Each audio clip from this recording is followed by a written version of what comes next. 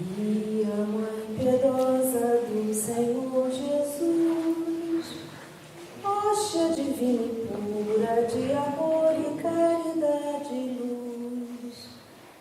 Maria, coração que encerra os corações dos vossos filhos que padecem aflições.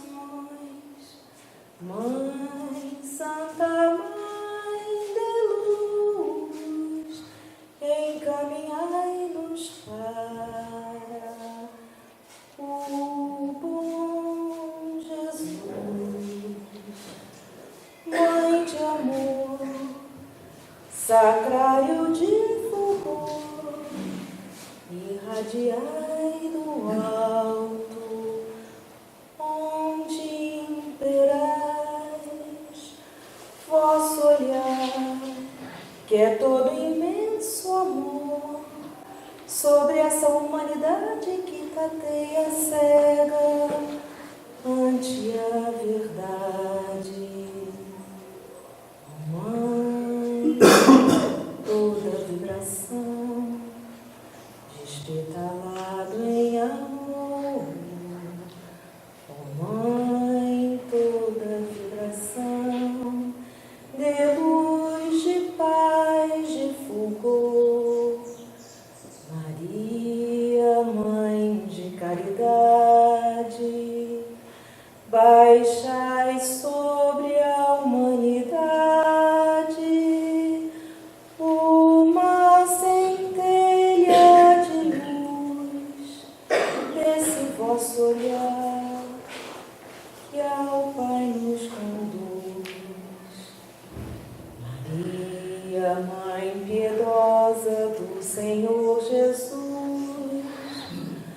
hóstia divina e pura de amor e caridade e luz. Maria, coração que encerra os corações dos vossos filhos que padecem aflições. Mãe Santa, Mãe de luz, encaminhai-nos para o bom Jesus.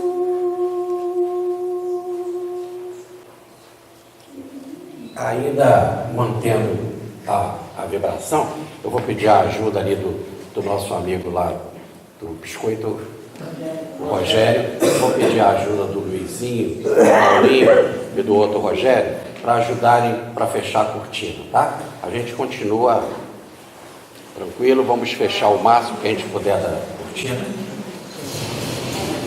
Então tá, eu vou apagar a luz e eu queria que vocês prestassem atenção nesse filme que vai ter agora de 13 minutos, tá? 13 minutos só. Tá? Muito bem. Vamos lá?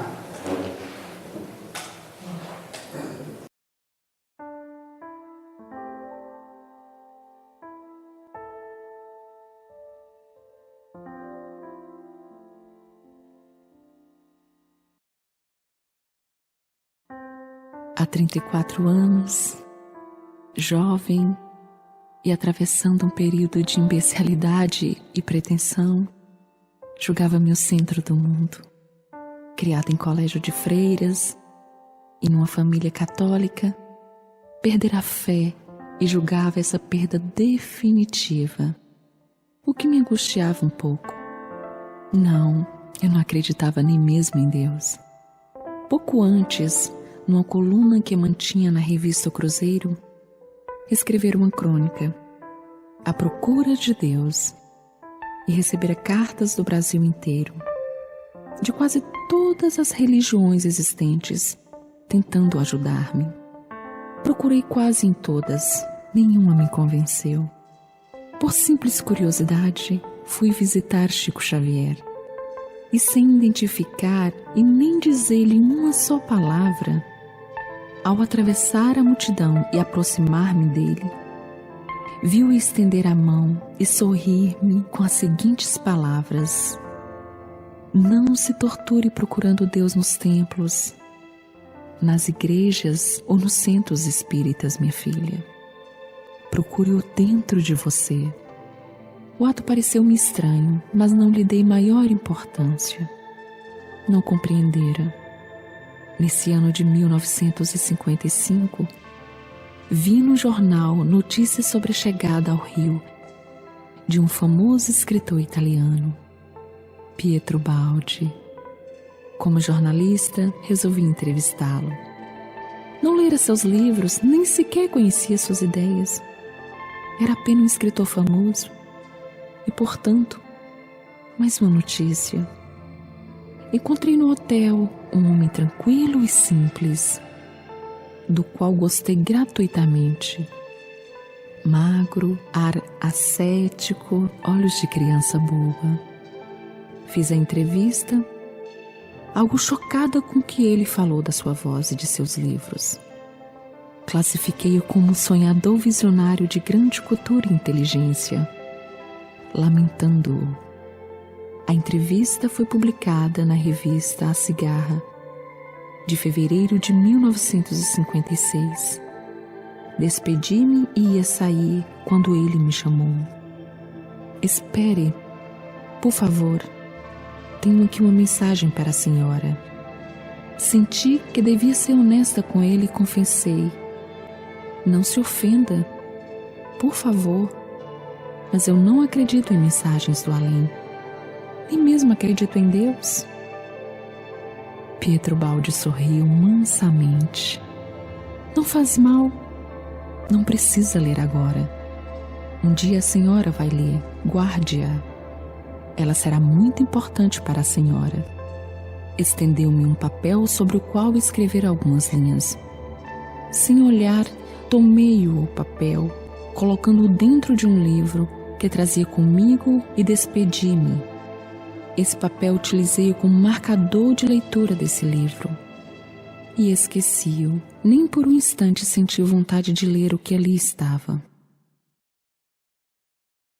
A vida me poupou o ano seguinte. Um casamento desfeito de forma mesquinha e revoltante.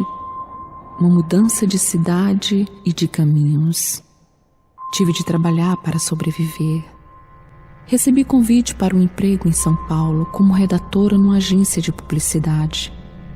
Ambiente frio, hostil e entre tantos desconhecidos. Na noite de 31 de dezembro de 1962, encontrava-me sozinha em meu apartamento. Recusara todos os convites para Réveillon e preferia fazer um retrocesso de minha vida a sós. Chovia muito. Eu ouvia as gargalhadas, o estourar das champanhes, a música, os cantos que vinham de outros apartamentos. E sentia a solidão em plenitude, que era eu. Uma escritora insatisfeita consigo mesma e com seus livros. Nenhum filho vivo. Que valor possuía a vida? Por que persistir na farsa de sorrir, viver leviamente, fingindo encontrar prazer em coisas fúteis como ganhar dinheiro, vestir-me bem, namorar, dançar, suportar os olhares sempre iguais da cobiça masculina? Estava farta. Decidi que não enfrentaria 1963. Andei pelo apartamento povoado apenas dos meus fracassos idealistas e ingênuos. Era hora de parar. Cheguei à janela. Morava no 13º andar, na Avenida Paulista. Lá fora o vazio de sempre, homens e mulheres se embriagando para afogar as suas próprias decepções. E lá embaixo, o pátio de cimento a atrair-me. Ah, tão fácil. Um passo para subir no sofá, o segundo no peitoral e o terceiro, a paz, o esquecimento. O nada como solução salvadora. Mas algo porém me retinha. O instinto de conservação. Lembrei-me de uma garrafa de conhaque que comprara para fazer o remédio para a tosse e que nem utilizara. Sempre tive a verdadeira ojeriza por bebidas alcoólicas. Fui até a cozinha, abri a garrafa e enchi um copo. Tomei-a de uma só vez, garganta queimando, engasgando com aquele gosto horrível. Voltei à janela, dei o primeiro passo planejado, subindo ao sofá encostado à janela. Recuei. Ainda era insuficiente a coragem. Voltei à cozinha, enchi o segundo copo até a borda e virei-o de um trago. Já bêbada, o copo escorregou-me das mãos e espatifou-se no chão. Cambaleando, mas com a mente lúcida, repeti o primeiro passo e, ao dar o segundo, escorreguei no peitoril, molhado pela chuva, e caí. Não para o pátio, mas para o sofá. Perdi os sentidos. Acordei de madrugada. O mundo inteiro era um silêncio só. A chuva molhara todo o meu corpo. Cambaleando, a cabeça parecendo estourar, levantei-me. Ah, que fracasso! Nem a morte me aceitava. Mas eu estava decidida. Troquei a roupa. Àquela hora os ônibus e carros trafegavam por ali em alta velocidade. Na madrugada chuvosa, os motoristas não veriam o vulto vestido de negro que se colocaria à sua frente. Então, a tocar a chave para abrir a porta do apartamento e sair, algo estranho como que me puxou para a estante de livros que cobria toda a parede da saleta de entrada. Um livro qualquer. De dentro dele caiu um papel aos meus pés. Peguei-o e li, sem compreender da primeira vez. Neste momento em que você se julga tão desesperada, filha minha, sinta o amigo que está ao teu lado, com as mãos sobre seus cabelos, oferecendo-lhe seu amor, que é o amor de todos. Deixe que este amigo lhe fale e console. Você precisa viver porque ele o quer. Acalme-se e entregue-se a esse amor, filha querida. O nome desse amigo é Jesus. Reli o papel 2, 3, muitas vezes. E então veio-me um pranto convulso. Realmente eu sentia. Sentia mãos suaves que me acariciavam a cabeça. Sentia o calor de um amor imenso aquecendo-me. Sentia o amigo no qual sabia poder confiar e socorrer-me. Todo o desespero, a angústia, a solidão, o horror pela vida e pelos meus semelhantes, como se desfazia naquele pranto. O papel molhado com minhas lágrimas continuava apertado em minhas mãos. E lembrei-me a visita àquele homem no rio. Aquele homem de olhos doces e voz tranquila, estendendo-me a mensagem que eu desprezara naquele momento. Fui apanhar o livro de onde ele caíra. E lá estava, novembro de 1955. Aquele homem sabia e me dissera: um dia a senhora vai ler. Por quê? Como? Minha cabeça confusa e fervendo de indagações eram contrastes com a paz que descera sobre mim. Somente adormeci quando o 1º de janeiro de 1963 já ia em meio. Daí para frente, não mais à procura de Deus, pois Jesus, através de Pietro Baldi, o trouxera do mais profundo do meu íntimo. Comecei a estudar para compreender melhor o que ocorrera. Comprei a grande síntese, lendo-o muitas vezes até penetrar nas verdades ali contidas. Li Kardec. Passava horas pensando, analisando, compreendendo os contrastes que dantes me revoltavam. Ah, nunca mais vi Pietro Baldi. Sentia um certo pudor de procurá-lo para lhe contar a verdade. Ao ler a notícia de sua morte nos jornais, achei que o fato nunca mais seria narrado. Até há quase um ano atrás, quando fiquei sabendo da existência da Fundação Pietro Baldi em Campos. Então cheguei à conclusão de que deveria entregar-lhe esse testemunho de gratidão. Hoje, aposentada e sabendo que aquele pudor era ainda um resto de orgulho humano, escrevo-lhes, no limiar da velhice. Sinto-me gratificada por estar viva. Escrevo livros para adolescentes com meu verdadeiro nome, Lourdes Gonçalves, e mantenho contatos maravilhosos com essa gente miúda que me alimenta a fé e o amor a tudo que é vida, vinda de Deus. O dia em que eu partir, não será mais para fugir e refugiar-me do nada, para abandonar um plano inferior por outro maior.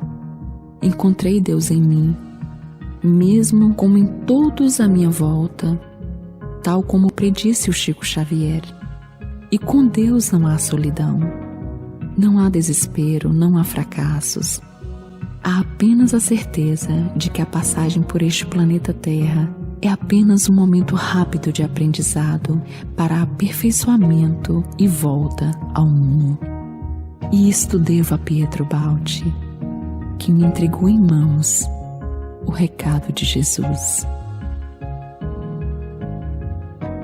Nova Friburgo, dezembro de 1989.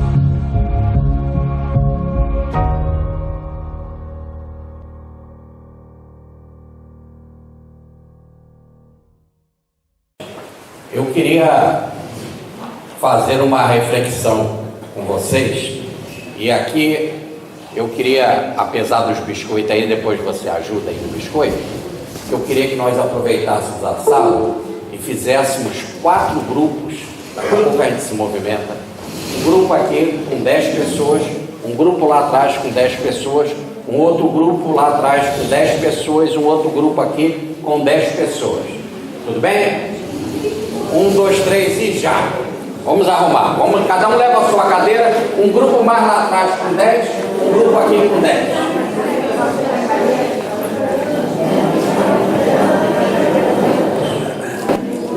Então, gente, nós vimos um filme de uma história verídica, escrita por uma pessoa devidamente conhecida, porque é escritora, tá certo? A matéria escrita por ela mesma, e tudo que foi narrado no caso, escrito para ser narrado, e quem narrou foi uma colega participante lá do IBES, que é o Instituto Brasileiro de Benemerência e Integração do Ser, lá de Goiânia. Ela só emprestou a voz, mas foi lida a própria matéria que a Lourdes escreveu. Então nós estamos diante de um fato verídico, né? Com datas, com tudo certinho. Então, diante desse fato que a gente costuma chamar real, mas ocorrido aqui no mundo da irrealidade, por isso todo esse sofrimento, né? Vamos fazer então a reflexão. Então tem 4 grupos, aí o grupo do Melo, o grupo do Luizinho, o grupo da Márcia Nézio e o grupo do Rogério. Então eu vou jogar um cara coroa para ver qual que vem, tá? Ou Rogério. Deixa eu ver a moeda. Olha a moeda, deixa eu ver. Tá certo? Não. Não sou mentiroso. Tá certo. Eu acho que ele vai querer o par, hein? Eu acho que ele vai querer o par. Eu vi a moeda aqui. Tá certo. Não foi golpe, não. Tá certo. Vamos lá. Bom, Fica à vontade. tá, obrigado. No nosso grupo, nós identificamos todos os elementos que caracterizam a forma mental do antissistema, como também todo o movimento determinístico do sistema, para que houvesse esse despertamento na nossa amiga. Bom, primeiro, uma pessoa bem-sucedida, uma pessoa que não tinha dificuldade financeira, uma pessoa que tinha fama, uma pessoa que estava muito bem colocada profissionalmente e, aparentemente, é muito bem resolvida com as coisas materiais, sendo que, faltando nela, alguma coisa que ela não sabia o que era ainda, faltando nela alguma coisa que ela não estava entendendo o que seria, aquela saudade que ela não sabia, demasiadamente materialista, mas que sentia que o materialismo não estava suprindo todas as suas necessidades. Então, primeiro, essa procura é pelo Chico. Quando o Chico coloca nela mesma a possibilidade desse encontro, de que ela não procurasse em nenhum outro lugar, em nenhum templo, em nenhuma igreja, nada, procurasse nela mesma, dentro dela, é claro que ela não entendeu aquilo, é claro que ela teve esse toque, aquilo ficou dentro dela, ali guardadinho, mas não foi por aí. Então ela tinha ali a característica daquela soberba, aquela coisa da pessoa bem posicionada, achando que materialmente ela estava completa, mas ainda ficava aquela coisinha dentro dela ali, batucando. Bom, o pai, que amarra todo esse determinismo, fala assim, você tem que voltar para mim. Então, já que pelo coração, pela coisa de Chico, você não se tocou, profissionalmente, você vai ter um contato com Pietro Baldi. E ela profissionalmente procurou Pietro Baldi, que era um escritor. Ela não procurou o espiritualista Pietro Baldi, ela procurou um escritor famoso, Pietro Baldi, para entrevistar. Então, depois dessa entrevista, Pietro Baldi dá para ela aquela mensagem, que para ela também no momento não interessava. Eu não acredito em mensagem da lei, não tão pouco em Deus, mas como o do Chico ficou guardado no coraçãozinho dela, aquela ficou guardado dentro do livro, ficou guardado ali dentro do livro. E a partir dali ela começa a ter aqueles sinais de que o materialismo não é tudo para a gente. Então, o pai, novamente, chamando essa filha, que não ouvia pelo toque de amor, que não ouvia pelo despertamento espiritual, falou, poxa, ela tem que ouvir pelo que ela acredita que é o material. Então, ela teve um insucesso no casamento, até pelo que ela narra de uma maneira bem abrupta, bem violenta, Ela perdeu seu emprego e ela começou a se sentir sozinha e de que realmente, cadê aquilo tudo material? Cadê aquilo tudo que ela tinha em volta e que agora, sem seus livros, ela não tinha mais nada? Não é isso? E a partir dali ela começa a se sentir assim, poxa, eu não tenho nada que eu acreditava mais, que é a materialidade, então eu vou terminar isso aqui agora. E procura meios, como a gente conversou ali, que são muito amarrados à nossa chamando até de coisas terra a terra, Ela procurou se encorajar através da bebida, que ela também não estava convencida totalmente que era aquilo que ela queria. Então ela procurou se encorajar pela bebida. Por 3 vezes ela tentou, até que o pai novamente empurrou ela para dentro, em vez de para fora. Então ela teve ali aquele filho, peraí, ainda não é por aí. E ela, quando acordou, não, mas tem que ser, e se vestiu de roupa escura e foi para a rua. e pensou em ir para a rua. Até que, novamente, o pai fez, né? O pai botou os 2 dedinhos, deu aquele sufixo para ela, ela olhou, e no materialismo que ela acreditava, dentro dos únicos amigos que ela tinha, das únicas companhias que ela tinha, que eram os livros, dentro daquele livro caiu novamente aquela mensagem. E a partir dali, pelo sofrimento, pela total ausência de Deus, né, como a gente falou ontem, né, quando tem a total ausência de Deus, é que ele se manifesta, não pela sua presença, mas pela sua ausência. Ali ela compreendeu e ali ela aceitou. Então ali ela teve o endireitamento da sua vida, ela ressurgiu como a própria pessoa, né? Ela falou, eu usei o meu nome verdadeiro, então ela assumiu ali a sua realidade, assumiu a sua condição de pessoa verdadeira e começou uma nova trajetória. E a partir dali nós entendemos também que esse ensinamento que ela teve, esse despertamento, essa lição que ela teve pelas forças do próprio antissistema e por esse determinismo que ela teria que cumprir, ela também, através desse testemunho, talvez ela tenha deixado o seu último resquício de egoísmo e dado esse testemunho, e a partir daí, todos nós que ouvimos, temos também a consciência de que o caminho que ela tomou não é o certo. E como ela deve servir de exemplo para tantas pessoas que leem esse testemunho, que veem esse filme, né, e que têm contato com esse testemunho.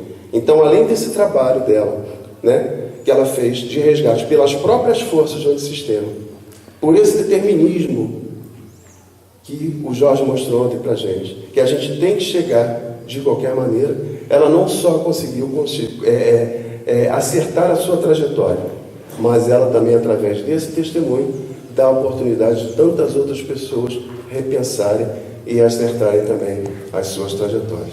Essa foi a nossa conclusão. Peraí. Ah lá, você vai confirmar comigo. Jorge Melo. Jorge Melo. Pode confirmar, pode confirmar. Está aqui, está confirmado, viu? Certíssimo. Bom, o grupo conversou sobre diversos, no tema, né? Olha o Julinho lá. Oi, Júlio. Então, conversamos sobre diversos temas, né? E dentro da queda, né? Fazer uma revisão sobre a queda, exatamente como foi feito pelo outro grupo, né? Aquela razão da queda, o egoísmo, né? O egoísmo exacerbado, né? Ou volta, e ela faz questão de afirmar isso, ela era o centro do mundo, ou seja, tudo girava em torno dela, né? E o pessoal que vive na arte sabe muito bem que chega ao topo, o jogador de futebol e outros, esse pessoal que realmente chega ao topo, né? E de repente descobre que não é isso que está buscando, né? Ela chegou e foi ao fundo do poço, né? A total carência numa queda espetacular que foi identificada pelo grupo, né? Chegando a perder, como foi dito, perdeu o emprego, não tinha amigos, né? Porque quando você circula dentro de você é a principal figura do planeta, você obviamente vai excluindo os amigos, nem todos, as pessoas também se acham da mesma forma.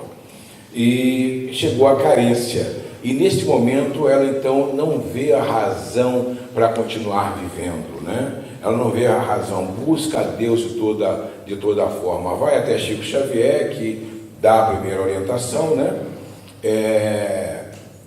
Depois busca o Balde, né? Na entrevista que ela fez com o Balde, que dá aquele bilhetinho que fica guardado, né? E que mostra aí o plano de Deus também, né? Diz aqui, ter a certeza que jamais estamos sozinhos, que o Pai está sempre do nosso lado, né? Que é o suicídio, é chegar ao fundo do poço, perder a razão da vida, se perder por um momento, né? E nessa hora ela olhou, ela buscou, ela tinha a sinceridade, ela não estava se matando porque ela perdeu um namorado, embora tenha terminado o casamento, ou porque perdeu o emprego que havia sido oferecido a ela, um emprego em São Paulo, numa redação de publicidade, né? Eu Eu não entendi muito bem ela falar que é sem graça, que é sem vida, né? Que a publicidade é coisa maravilhosa, né? É bem divertido a redação, mas ela achou desumano, né?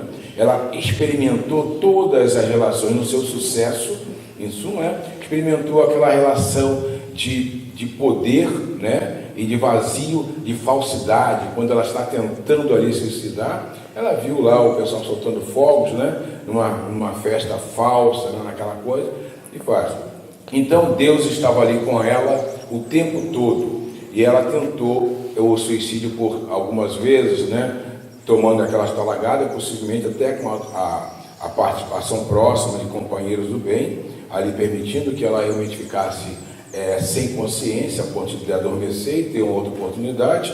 Porém, na parte da manhã, ela ia consumar finalmente, né? E ela tem aquele momento que acontece, aquele que eu chamo do acaso, né? Daquele acaso que ela esbarra e cai o livro exatamente com a página, com a folha do balde, né? Naquele momento, ela está preparada para aquele choque. Se ela tivesse lido no dia que o balde tivesse entregue para ela, naquela condição que ela estava, não teria dado efeito algum. Mas naquele momento era o momento certo. Ela abriu, leu e teve o choque que ela estava precisando, né?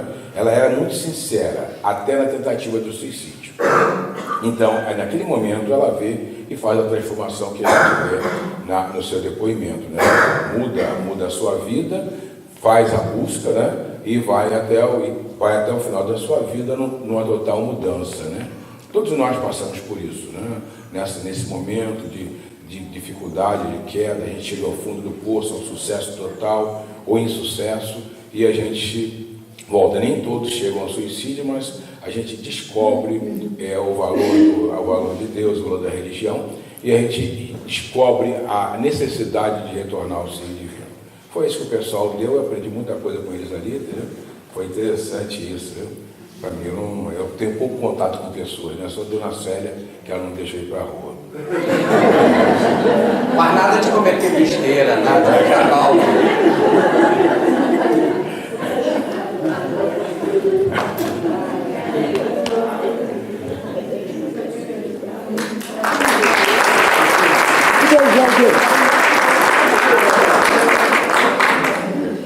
E Foi. vamos lá, tem o É o Neto. próximo Neto aqui, Neto. É Neto? É Neto, até aqui direitinho, uma criancinha, Neto.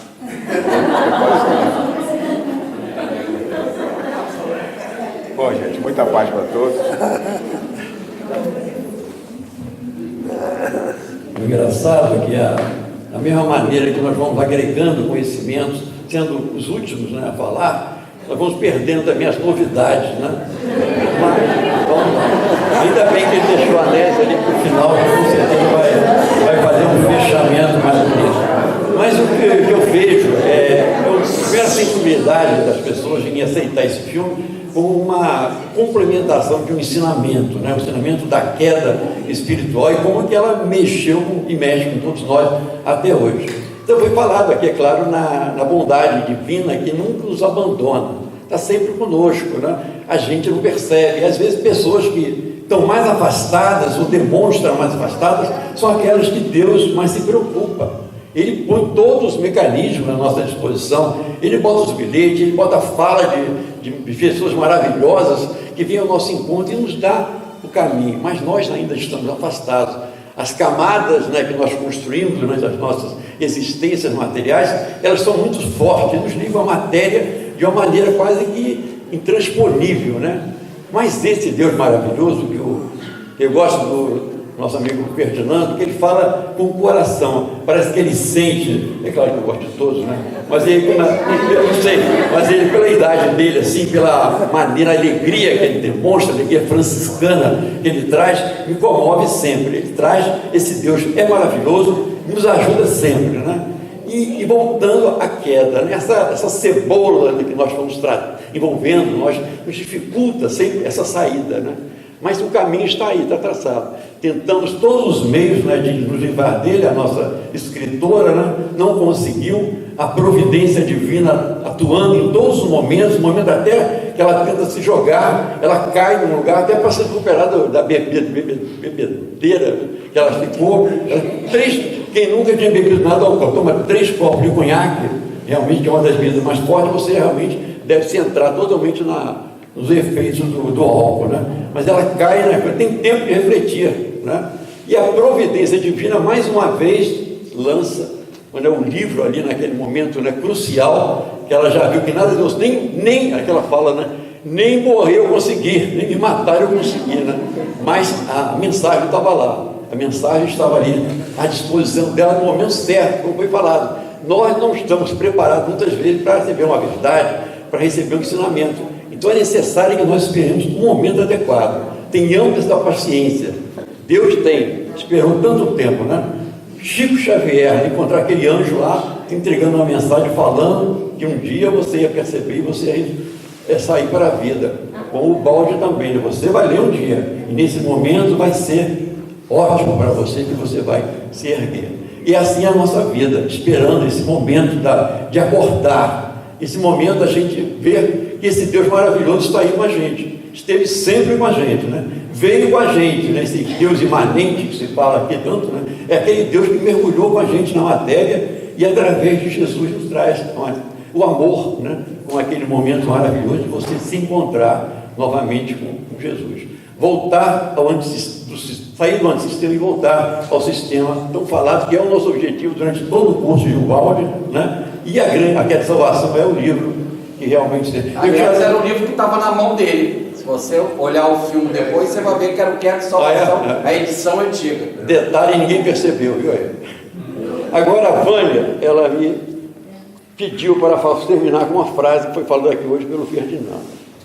Somos, em verdade, viandantes do tempo, filhos da revolta, que agora devem percorrer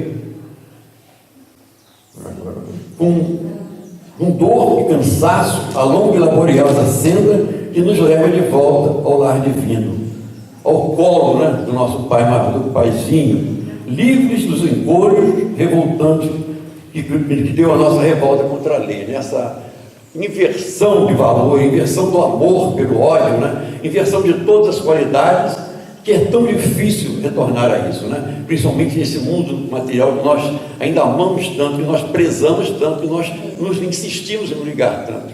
No entanto, o amor é a única solução que nos vai levar de volta, porque Deus, como foi falar, é amor. É amor.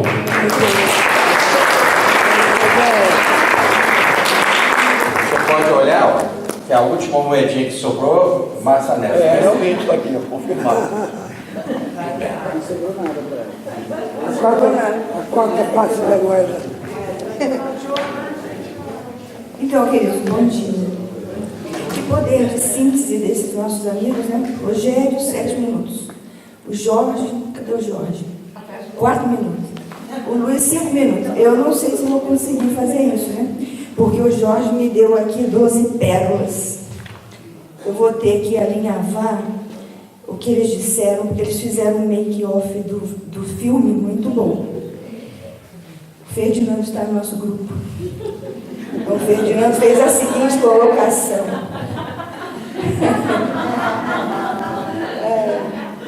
Não ri não. Estou aqui até nervosa. A Florence Bernard, disse o nosso querido Ferdinando, ela retrata a condição de toda a humanidade. Ela teve a liberdade total para fazer o que ela queria. Era o comando da vaidade, do orgulho e do egoísmo. E ela chegou nessa situação desconhecendo que era imortal. Depois nós tivemos aqui uma outra colocação bem interessante. Cadê o número 2? Número 2 da Eliane. A Eliane é médica, né? Então a Eliane fez uma colocação também bem especial, dizendo assim, que quando chega uma pessoa nesse grau de desencontro e de desequilíbrio no consultório, é sempre muito difícil passar para uma pessoa nessa condição a possibilidade de orientá-la para que ela dê um salto na sua vida de qualidade. E nós fomos alinhavando mais isso, porque depois a Sheila, que está ali conosco, que veio pela primeira vez nesse encontro, né, Sheila? Ela e a Tereza. Cadê a Tereza? A Sheila. Não, a Sheila veio a primeira vez. A Tereza também veio. Não sei onde está a Tereza. Ergue o braço, Tereza. Não está aí, né? Então, a Sheila disse o seguinte, que ela se aproximou de alguém que deu a ela a dica de um caminho. Chico Xavier deu a dica a ela, chamou ela de minha filha. Pietro Baldi depois deu o bilhete a ela. E no momento em que ela tentou se suicidar, ela ali no relato disse, nem a morte me quis, mas ela teve indícios para procurar o caminho para modificar a sua filosofia de vida, saindo do antissistema e caminhando para o sistema numa proporção menor, né? Mas ela não fez isso. Nós vamos ali, a Vânia, cadê a Vânia? Sumiu também. Olha lá a Vânia ali. A Vânia disse também uma coisa bem importante. Ela vivia num estado de ilusão suprema. E naquele momento em que a dor foi máxima, ela teve um start, porque ela estava em plena queda. E aí ela conseguiu reverter o processo. O Cristiano veio e completou a Vânia, dizendo assim, olha, todos aqueles que vivem a sua vida seguindo os desejos insaciáveis da sua personalidade, do eu, né, revela que está em desencontro supremo com a orientação do Pai. Então, ele nos disse, olha, ela até trocou o nome. Ela tinha um nome que era Lourdes Gonçalves. E ela colocou um nome que lhe pareceu ser uma condição melhor, né? Deixa eu correr aqui para não ficar atrás dos meus amigos. Não, tem problema. A Vera. A Vera, começa pelo nome dela, né? Verdadeira, né, Vera? A Vera chamou atenção para o seguinte, todos os toques que lhe foram dados na vida, ela recusou. Ela era uma pessoa saudável, inteligente, tinha um bom emprego, tinha saúde. Teve perdas, mas todos temos perdas. Todos esses toques ela recusou. E ela não sabia que ela sentia falta em sua vida do Pai. Isso foi a colocação da Vera. A Madalena ali. A Madalena disse que se eu disser alguma coisa errada, que ela vai levantar e corrigir. Né, Madalena?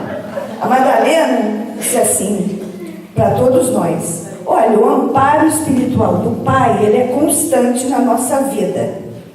No final, ela teve uma continuidade onde ela pôde dar um salto de transformação em sua vida, que ela influenciou a melhoria da própria sociedade, porque ela foi cuidar de crianças e de sua educação. A Ângela nos chamou a atenção para o fato de que o nosso vazio existencial, ele muitas vezes chega a ser tão profundo com as desilusões que nós vivenciamos, e que é nesse momento de busca que nós precisamos sentir a presença de Jesus, para conseguirmos sair numa mola do sistema e nos encaminharmos para o sistema. Vai depender da energia da mola, né? E no nono, a Eugênia.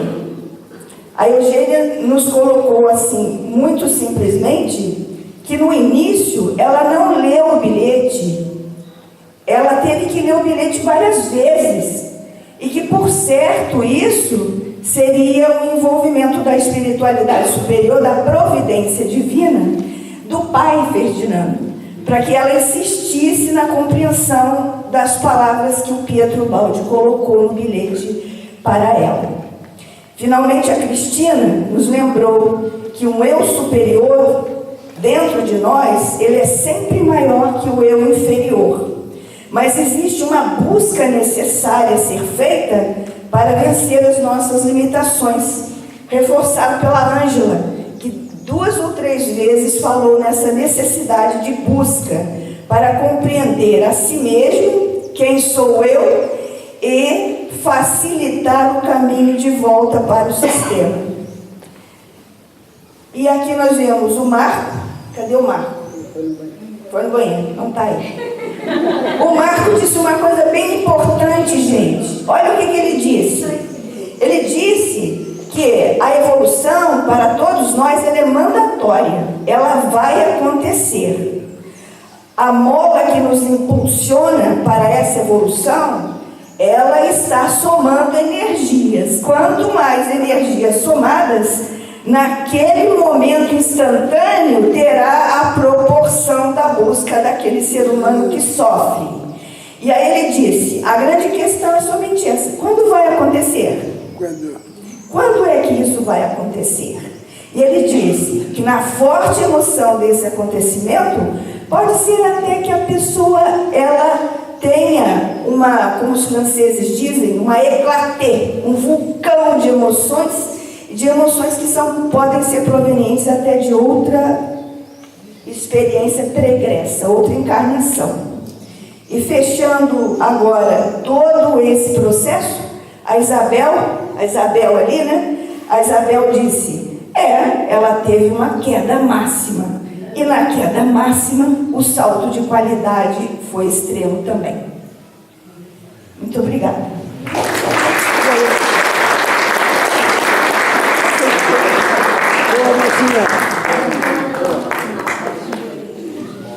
Muito bem.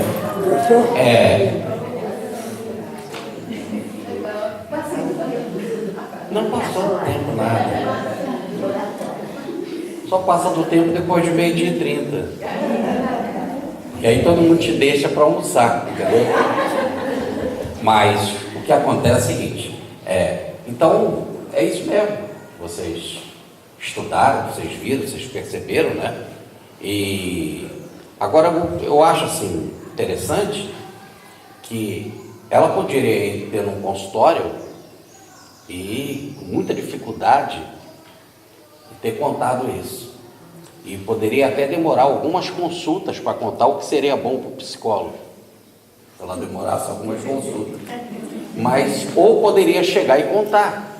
Mas o que eu acho o ato assim, de grande bravura dela, da gente ver essa positividade, é que ela contou para todo mundo. Ela escreveu um artigo e colocou nesse artigo quem era ela. Né? Aquela Florence, que era o pseudônimo dela, Bernard, tão prosa, né? E agora a Lourdes, né? Que escrevia para as crianças e que teve o aprendizado que teve através de Chico Xavier, de Pietro Baldi, mas antes de tudo de Jesus, né? Que é o que dá a mensagem. Agora, vocês podem notar que nesse concerto, podemos dizer assim, no arranjo que foi feito, né?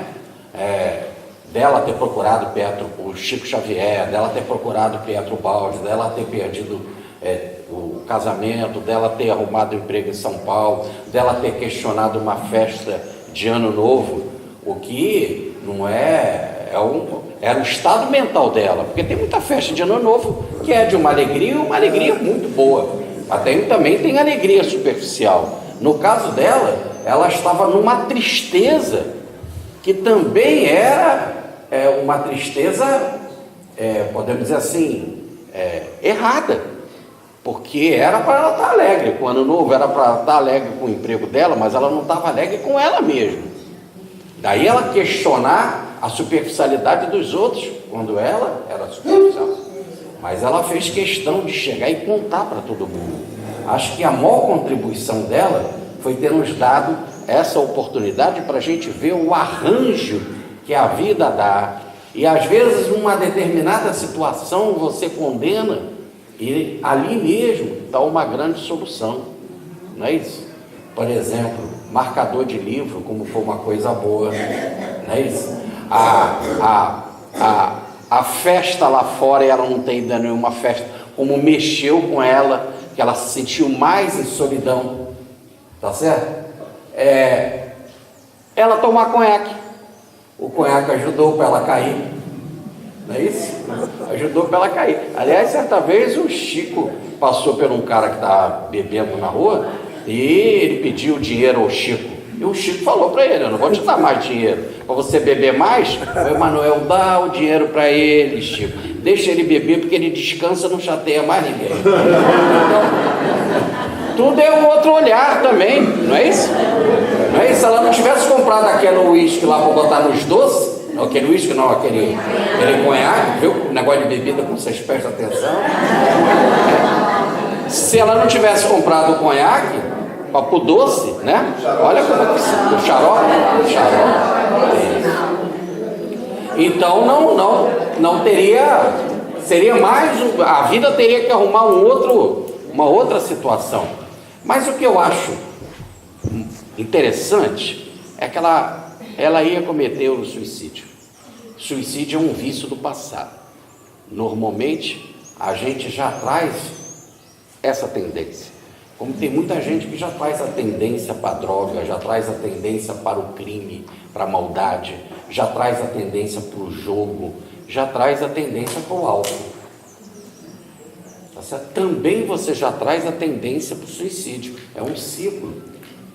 Né? Se vocês olharem o livro Tragédia de Santa Maria, da Ivone do Amaral Pereira, pelo espírito Bezerra de Menezes, que aconteceu aqui pertinho, né? Em Vassouras.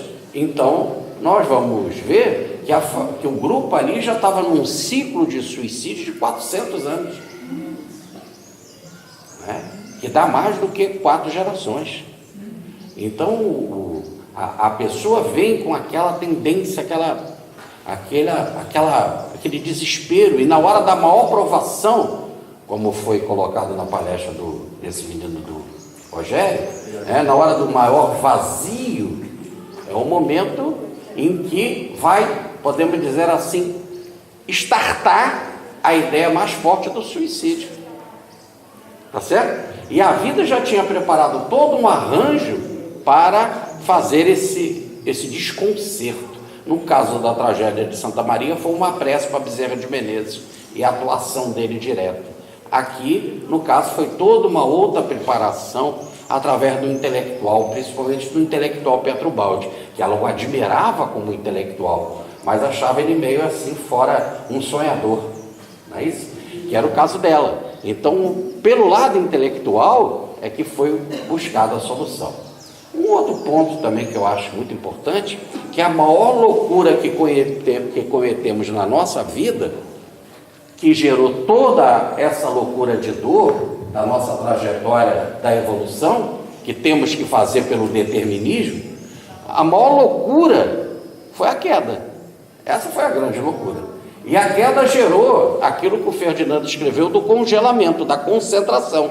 Agora nós estamos concentrados, e ele falou até do átomo ao arcanjo, não é isso? E aí começa essa loucura do macrociclo da evolução, que a gente tem que chegar lá no sistema, passando pelos muitos microciclos das muitas reencarnações, que, como fala o Livro dos Espíritos na questão 169, são muito numerosas as nossas reencarnações. Então temos muitas dessas etapas na vida. Então quem gerou isso tudo foi a queda. E nós tínhamos dito ontem, e aí isso foi uma falta nos grupos, mas eu falei isso ontem, que a queda nada mais é do que o maior suicídio da história. E aí a responsabilidade, por isso que um grupo disse que ela representa todos nós, porque todos nós cometemos esse suicídio. O maior suicídio de termos criado a morte. Aliás, todas as mortes do microciclo, todas as mortes foram provocadas pela essa morte maior de termos deixado a vida plena, que foi o sistema, tá certo? E aí nós estamos aqui nessa inconsciência e vamos tentando mudar. Agora, por que a gente não consegue? Porque há algumas coisas que são da terapia divina. Uma é a mais forte de todas, que é impossível haver autodestruição. E aí a gente está respondendo o Cristiano na palestra, no comentário que ele fez ontem lá no nosso grupo na hora do filme, né? Não existe a morte do espírito. Não existe. Existe uma morte moral momentânea, mas a morte definitiva não existe. Então, o primeiro ponto, a imortalidade da alma, é a maior barreira. O segundo ponto, que é mais importante do que a própria imortalidade da alma, aliás, que é a consequência da imortalidade da alma, é Deus. Né? Então, Deus é a coluna de sustentação do todo, como falam os chineses, né? Ele é a viga mestra da sustentação de tudo, é o coordenador de tudo, é uma inteligência suprema, como nos fala a primeira pergunta do Livro dos Espíritos. Então coordena tudo, e nós somos imortais. E dizíamos ontem, e ele é todo misericordioso, é todo poderoso, e se ele é todo misericordioso, se é todo poderoso, e se nós somos imortais, vai dar certo o resultado. Há uma outra coisa nesse todo misericordioso, porque a própria estrutura dele é amor.